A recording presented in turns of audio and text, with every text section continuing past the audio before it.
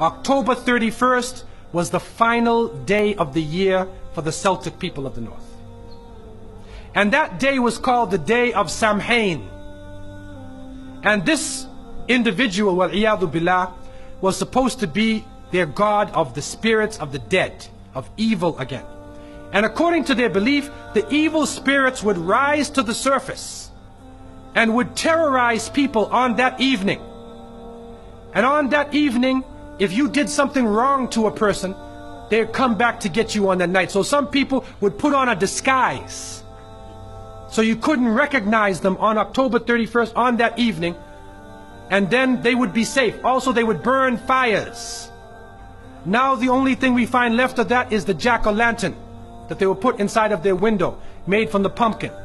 What actually happened in Europe is that the church moved All Saints' Day, a day for the saints. They moved it from May 13th to November 1st in 1834 AD.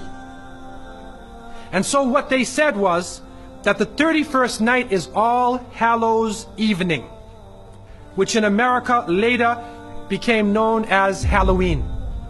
And they depict the forces of evil. What is happening now is that the children put on disguises. They dress as little devils, little witches, as goblins, vampires, anything evil, and they go out. And now with the new American way, they do trick-or-treat. And they come to your house asking for food. And so to send a Muslim child out to trick-or-treat is a demeaning, lowering thing. You ask them to beg people for food.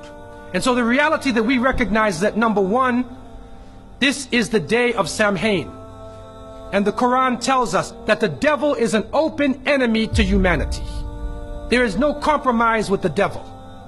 And so we don't play around and disguise ourselves as little devils, little shayateen, because it is an open enemy to the people of monotheism. And so from so many angles, Muslims should have nothing to do with Halloween.